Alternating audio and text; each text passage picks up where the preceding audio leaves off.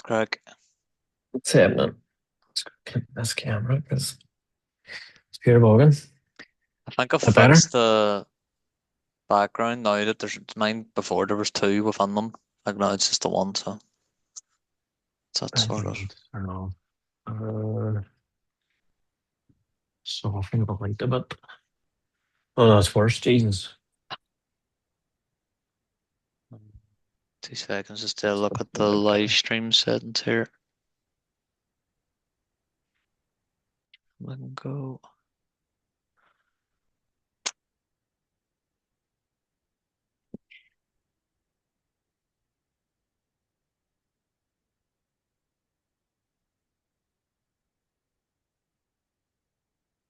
Right. Whenever you're ready, and I can start. Uh, He's got the slides up there. I'll do it now.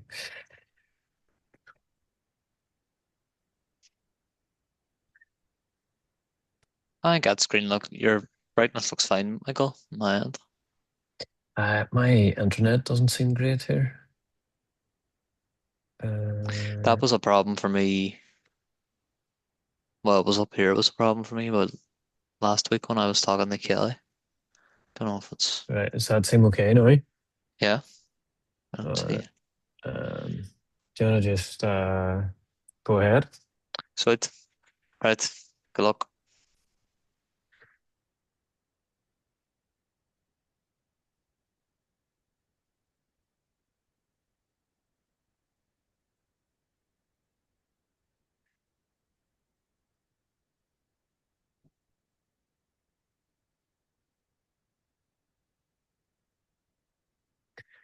Yeah, we'll just wait for everybody to filter in.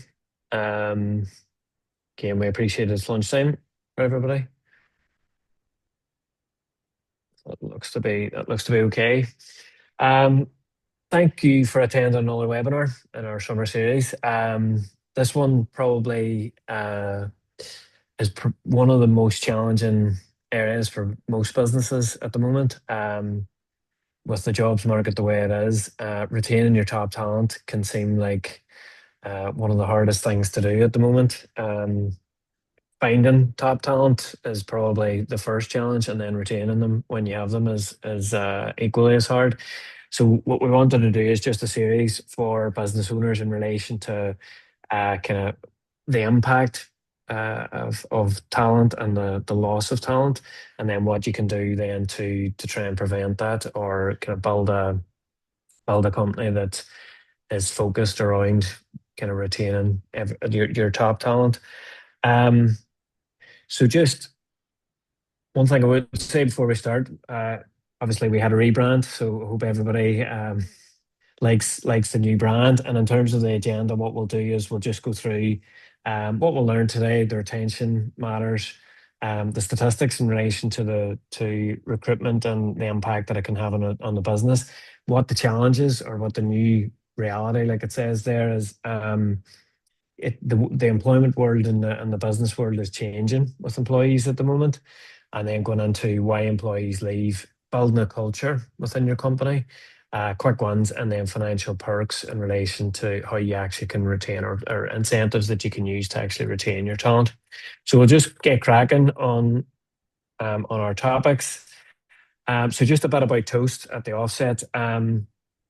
Toast is a professional service partner firm. So essentially, what we do is we work with kind of growth ambitious businesses that want to learn more about their businesses, their financials, to ensure that they can leverage that to go on and make as successful business as they possibly can, and try and avoid some of the potential pitfalls, and basically maximize the opportunities that they have. So really, that's our focus. We are not a traditional accounting firm. We are not for every company. But we are for those companies that want to kind of maximize their opportunities and focus towards their growth. Um, so again, what we'll answer today. So really, why employees leave. So what is it in the competitive jobs market that we have today? Why is it that employees decide to move on? Why do they, what is it that makes them kind of look for additional employment?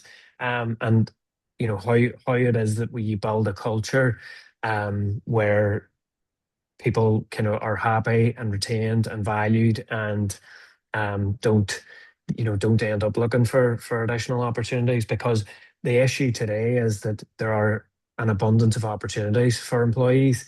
It is definitely an employees market at the moment. So trying to actually build a company to retain is more important than ever. And then some quick ones that are implementable and practical from today, that you can do to try and lay the foundations to make sure that your employees, do enjoy the work that they do and the contributions that they make to the company, and that they feel valued. Um, so moving into to the implications, I suppose, or what actually the impact of staff turnover can be. It's not just the fact of the employee leaving, it's what that then does to the business. And it isn't really so much it down to the money anymore. Um, Really, how does your business continue with that loss of knowledge? Can it continue to offer the services that you do at the same level? Um, do you lose momentum with your clients? Um, it's those sorts of things that, you know, over time, if that happens, it's maybe not as imminent in the first, couple of weeks that the employees leave. But over time, there's a general degradation of the services and the quality of the company. And that in turn then, as I said, slowly over time leads to a decline in revenue. So if you think that it's an immediate impact, yes, there's an immediate impact to an employee not being there on, say, the Monday, but it probably takes a long period of time for you to actually start to see visibly in the results what the actual impact of that employee leaving has. And so really what we want to do is create the business strategy to ensure that that doesn't happen. Um, if you have any specific questions that you'd like to ask us, there's a QR code in the bottom left, and you can book and talk to us directly about any particular issues that you may be having currently.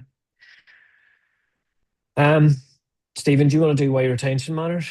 Yeah, so some of the stuff that Michael touched on anyway. So obviously the big thing, it's yes, revenue is one thing, but it's not just the only thing. So what cost is that to the business? But the cost of yes, losing that employee in the first instance, because you're probably having to pull employees from different areas of the business and can allocate specific resources in order to combat the loss of that employee for a certain period.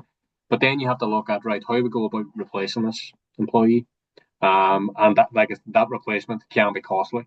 And as the statistic shows, there it can be up to 150% of that employee's salary in terms of the cost, because you're going into a market that's, yes, it is going to be saturated, and then you're kind of trying to find the right person that fulfills that role. And you may have to go through recruiters and stuff like that. So there's additional costs associated with it. So it can be quite of a costly exercise to replace those staff that have left. But not only that, maybe the staff that you've left, you're losing their knowledge. So if they're a long-standing member, they've been with you for a number of years.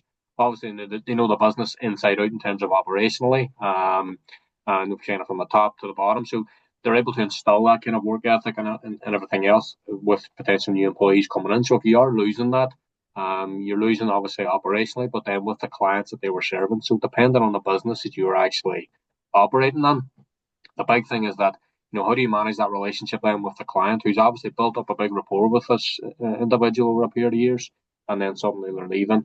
So it's kind of right. How do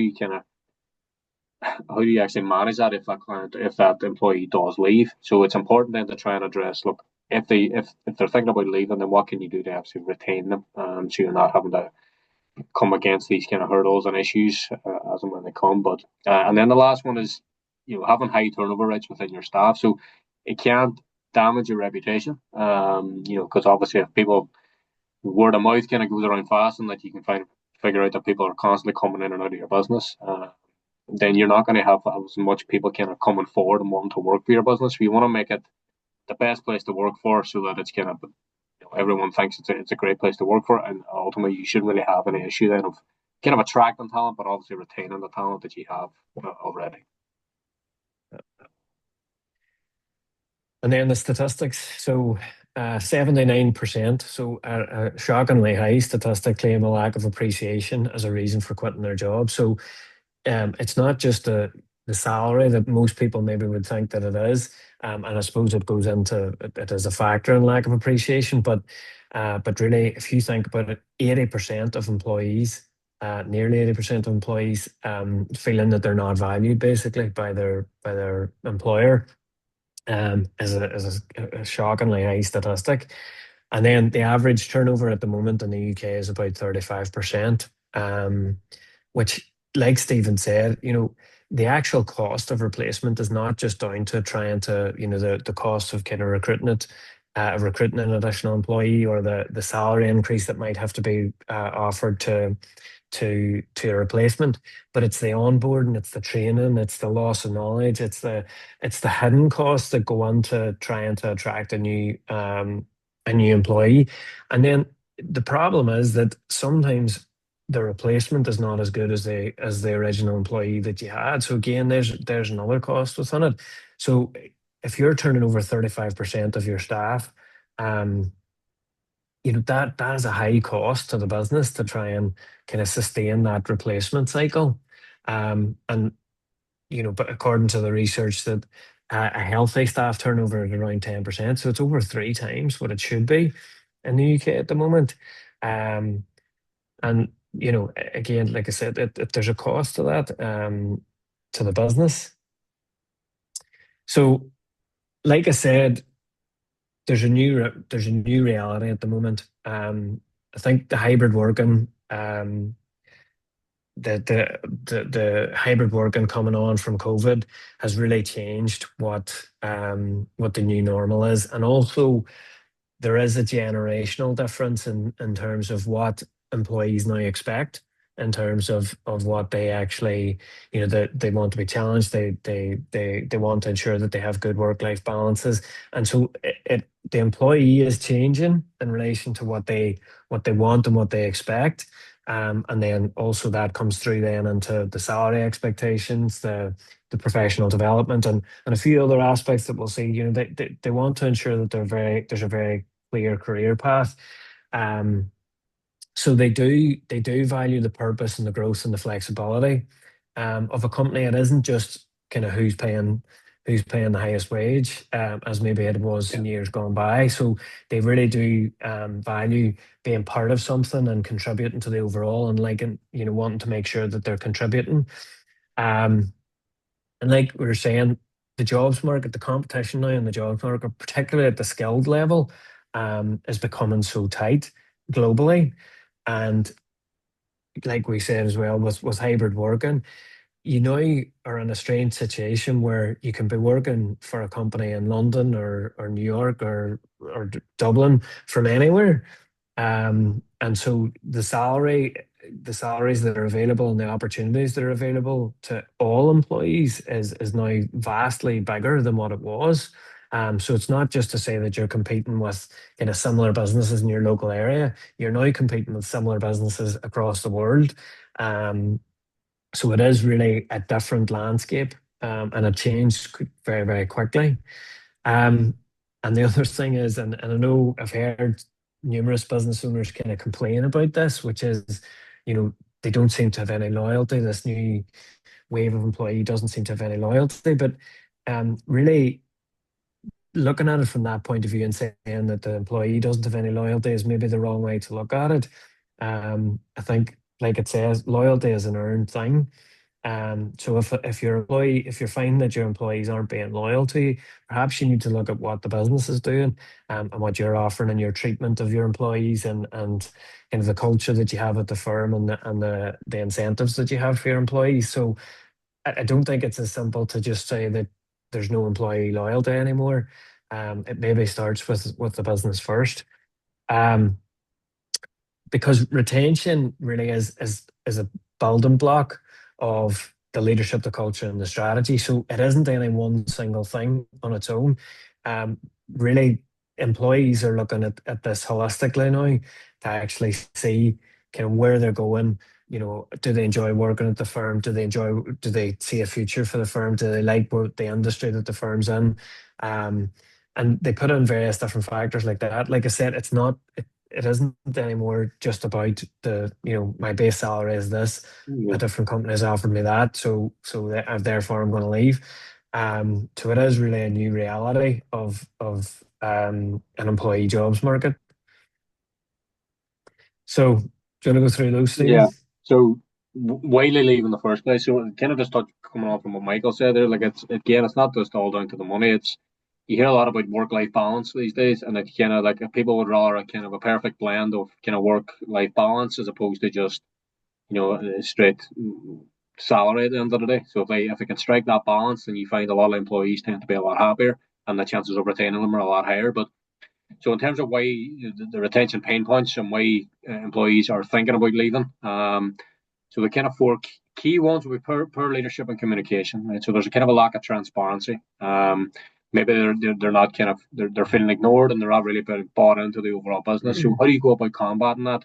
Is it's kind of bringing them along with you, making sure that it's communicated well as a team, that so everyone feels part of the business. Maybe from a financial standpoint, right, from a day-to-day operation. So if you keep getting them involved, you can kind of combat that issue. The other one's just feeling undervalued. So are they forthcoming with ideas? Are they looking to improve the business itself? And if they are they being overlooked? Right. So if they've because they're 9 times out of 10 these individuals are going to be working a lot with the clients that you serve, and will have more probably better ideas as to how you can better serve those clients. And if they're coming to you with those ideas and they're being overlooked, then they're going to lose confidence. They're going to maybe potentially look elsewhere. Then so it's trying to avoid those kind of things. And then the other ones are just burnout. So again, the work-life balance is big here. So, are you able to kind of monitor the capacity of the business? So you know exactly how much people have on from a workload perspective, and are you able to identify kind of when people are maybe being overly worked as such because there's just too much on for them? Yeah. And are you able to allocate that amongst your other employees to try and ease that pressure? So it's helping making sure you have the right things in place to avoid things like burnout for your employees because they are easy to identify. People you will start noticing people losing motivation, and probably not putting in that bit extra that they have been previously. So things are easy to identify, but they're also easy to avoid if you've got the right systems in place to kind of combat that and see how you can do it. But the other one then is limited career growth. So again, we're in a world now where there's opportunities from everywhere that you can explore and kind of further your career. So, is there options out there that will look? You want this to help your business also. So, is there a course out there, or is there something that if you had an employee that was interested in it and and they wanted to attend these new courses, but ultimately it's for the betterment of the business. The business does well from it. The employee obviously gets these qualifications under their belt, and then everyone's happy. So it kind of works for both parties here. But to kind of just not ignore it and then maybe not kind of look into it a bit further, then you're kind of losing out. And then obviously the employee's going to look elsewhere for better opportunities and stuff. So it's always good to Yeah. keep an open mind for what's out there for the better of the business, but also your employees. Yeah. Yeah. And just in terms of building a culture, worth staying for, like Stephen said there, if they're coming up with ideas and they're trying to contribute to the business and maybe they're not being taken on board, employees really you know want to make sure that they're contributing towards a larger picture and understanding where the business is going. And really, one of the good examples here is Apple, in relation to their why or their purpose or what they do. They have a very, very good culture of what it is that they do. So they always say that it's challenging the status quo and kind of enabling people better lives for people through technology. Um, and they allow their employees to really understand what it is that they do and how they do it and how they contribute to that overall being. Um, and there are really good examples at the moment, particularly for Apple, because I'm not sure if people are aware, but there's a huge fight going on at the moment for AI talent, and there's £100 million offers going about, where Meta, a competitor, are trying to poach the Apple staff, and there's a lot that aren't taking it because they enjoy working for Apple so much. So it's a prime example of the employees are not willing, even with insane monetary offers, are still not are still not entertaining offers at what they see as a company that culturally is so different to what they're used to. Um, and again, like we say in history, it was really who is the highest offer, and that's where the talent goes. But in this case, it's showing that a winning culture, a culture within a business, really can be a retention strategy, and can contribute to a retention of employees more so than base salaries or remuneration. Um, the other thing in terms of Apple is, um, and building a culture is the values that the business represents. So what they actually do and how they go about doing it, or how you go about doing your values. Um, what is it that the business does? What are the things that you strive for? What is it that you actually want to offer your customers? How do you actually want to treat your employees? Um, Making sure that they are at the core of the business and that they aren't just things that are written on a wall or are printed out and laminated, and really the day to day doesn't bear any relation to the actual values that are written on the wall. Um, and again, that's a Apple are a good example of that, is that they make beautiful products that are simple to use, and they try and innovate where they can. You think about the products that Apple produce and the employees that contribute to that. That is literally what they do, and they stick to those. And if it strays outside of that, or they're not happy with it, they abandon the project. Um, they were making a car, they invested billions of pounds in it, and they abandoned the project because they couldn't actually fulfill the values. They live and breathe those values. And again, you show that that actually works for them overall, because their employees, even with insane monetary offers, are not willing to go to competitors. And it's because they believe in the company, and they believe in what it's doing, and they see that it's the values are lived out. Um, and again, in terms of having those and going through that strategy of finding out what the company's about and what values it adheres to, and then aligning those to the goals. So essentially, what is it that, yes, you can have values, but what are the goals of the company, and do they fit with those values? So is it to be the most profitable company? Is it to reward your employees? Is it to grow your customer base? Is it to enter new markets, or whatever the goals are, have to align to those values. So on the one hand, you couldn't have values that are, be consistently innovative, and then, put no money towards R&D or new products or new services. You're not going to continue to innovate if that's the case. So you have to make sure that those two things are aligned. Um, and then ensure that your employees are collaborative and they're not all working independently. So that everybody knows what they contribute to each part of the business, and that they feel that there's a collective effort towards a common goal. Humans are pretty simple in a lot of senses, which is that they want to feel like that they're aiming towards something. They want to feel that they're progressing, that they're doing better, that they're um that they either they got close to a goal, or maybe they exceeded it and have done really, really well. So it's that challenge that employees really want to be part of, and value. And it is, collectively, the company has to ensure that people can work together effectively, and strive for a common goal, and then celebrating those successes. So if the company is doing very, very well, what is it that the company actually does as a result of that? Again, they want to feel part of something. They want to understand that the business is doing well, and then be rewarded for that. And it can be small things. If it's month to month successes, but then, cumulatively across that, then to a financial year end, or maybe it's a 5-year project that they want to see that, it was a success and they end up. And also then giving people the ownership and the autonomy to, you trust that individual to do the best of their ability, and they can make the decisions.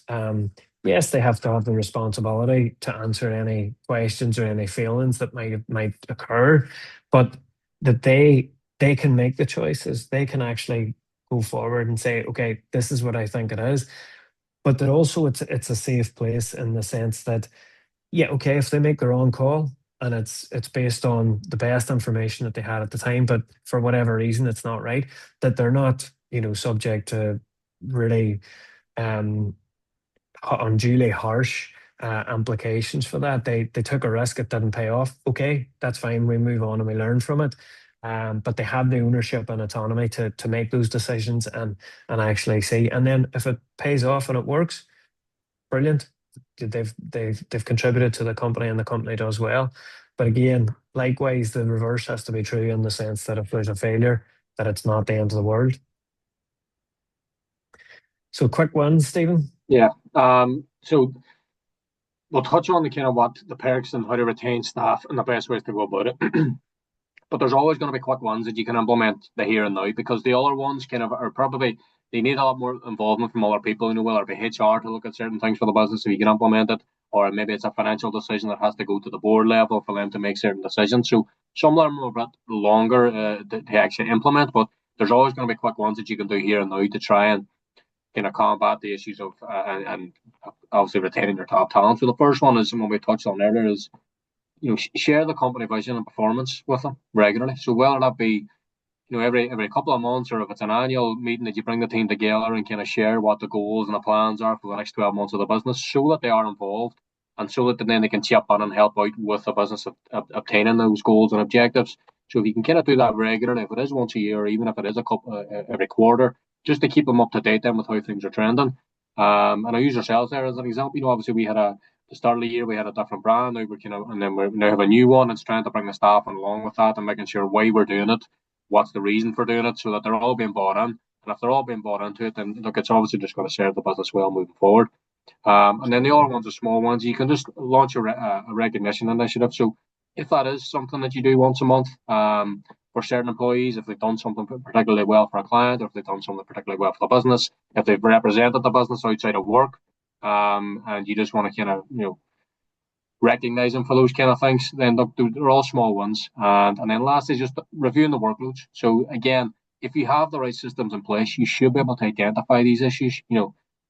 Are they over capacity? Is there bottlenecks and stuff that's being stuck with that employee? But if you have the right systems in place, then you can identify that, and then combat it, make those changes. And again, it's a quick one. It's stuff that you can do here and now. You're not having to wait a long time and kind of keep your employees at arm's length and be like, well, God, we are looking at it, we are looking at it. Whereas you're like, no, if you can show that you're doing these things now, and then the longer term ones, well, if you can kind of highlight that to them, and we'll touch on kind of a number of those on the next slide. But yeah, quick ones is always a good thing. If you can get those quick ones on, it's always going to rub off well with your employees. Yeah, and listen, just to add to that one, I mean, reviewing it doesn't mean that you actually have to resolve it. It can just be that you're having a conversation that the employees know that you're aware of it being an issue, and maybe the actual resolution takes a bit longer down there. But if the employees know that you're kind of looking at it and not kind of dismissing it, it can have an immediate impact that they're a bit happier that at least it's being reviewed. And as I said, maybe the solution isn't possible here and now, and it's going to have to wait for a few months or whatever to try and resolve it. But it can just hold on to those employees to kind of so that they feel that there's hope, that their burnout is being identified and Yeah. that it's being addressed by the company. So finally, So then the financial perks. yeah, so financial perks now, albeit not all financial, right? And it's kind of now, if it was all financial in terms of, yes, the main ones of retaining staff would be, if remuneration is the key thing. But we kind of know now that it's not always that. It is that kind of work life balance. So what other perks can you put in there that can retain the staff? But you have the things like flexible working arrangements. So is your business something that can offer hybrid working arrangements to your staff? If not, can we go about it? So is there infrastructure issues that maybe prevent you from doing it at the minute? Do you have to be on site kind of things? Right. Can they be addressed in order to offer hybrid working? Again, it's a massive perk now. The flexi time again is another one. You've given people that kind of work-life balance that they're probably searching for more than the kind of financial side of it. So that's probably a good one to look at. But again, it might be a bit kind of longer to implement. Obviously, if you've got HR issues and if you have the infrastructure in place of being able to do it. But it's a big one, and it's probably one that and people look for now more than anything from their Yeah. employer. But if you can offer that, then it's obviously a big one. And then obviously, yes, financially, if you can, if you can increase the salary as to what they're looking for, then great. But again, that's a decision we'll probably have to take a bit longer. You have to just see if it's affordable and stuff like that. But with this as an employer, you have to think about it in terms of, is there going to be tax implications or anything with any of these things that you're rolling out to your staff? How's it going to look for them, but both for us? So yes, remuneration is going to be an additional cost, but you're going to have those kind of tax exempt benefits that you can offer your employees. Things like the cycle to work scheme. Now, albeit it's probably not as much as it would used to be before because of the hybrid working arrangements and stuff, but it's still there. It's still a tax free perk that you can kind of help your existing employees if they have transport issues. So if they live relatively close to your business and maybe they're traveling by public transport and stuff, but you can probably look at a cycle to work scheme, and it's a tax efficient way of doing it.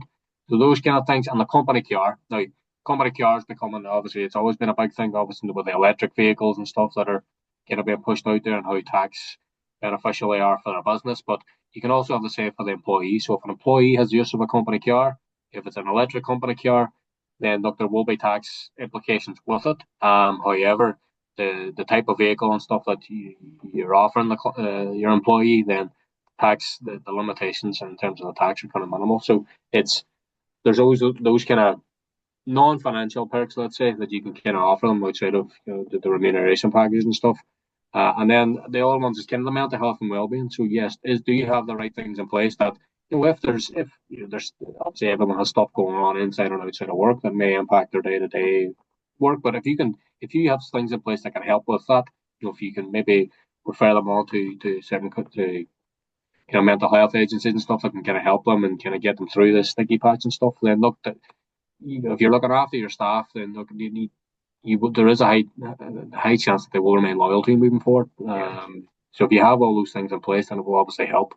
And then you have that kind of bigger ones where you're offering kind of ownership in the business. Now, this usually kind of in the larger businesses, but it's even more offered more now in terms of the smaller businesses as well, because it is such an attractive thing to retain your high staff, your high performance Yeah. staff.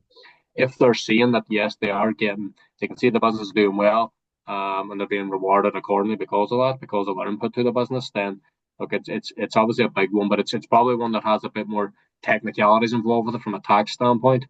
That we don't want to go into too much detail here today, but we will, off the back of this, create a kind of a detailed and technical guide around some of the tax implications with perks of retaining staff, probably financial and non-financial, and just how that overall looks. But it's more than just financial in terms of the money. Yes, it's kind of non-financial aspects too. And if you have the right stuff in place in terms of being able to offer all of these perks, then the chances of retaining your staff are quite high. Yeah. Yeah. Listen, thanks for listening, folks. That was a quick run through everything. But I think, as you can see, at Toast, we try and provide a bit more support to the business owners. We know that not everything is financial, like Stephen has said there. There are, in the complicated world that most businesses operate in, financial is one aspect, yes, but there are other things that, such as employee retention, that we can support with in relation to additional strategies as to how that actually might work. So, like Stephen said there, if it's employee ownership, or if it's small financial perks, or if it's company car, or whatever advisory you need around that, that's really what we aim to do, is support you as business owners to actually overcome some of the challenges that you face, so that it's not always up to you to just kind of find those solutions, that you do have somebody to kind of to discuss it with, and actually help find a solution to it. So like we said, there is a QR code there to scan if anybody wants to have additional conversation in relation to how their own business is. And again, like Stephen said, we are preparing a more detailed guide in relation to kind of some of the more technical aspects of how retention strategies work. And if you keep an eye on your inboxes, you'll see that over the coming days. But again, listen, thank you very much for your time, and we'll see you on our next webinar. Thanks, Thanks, folks.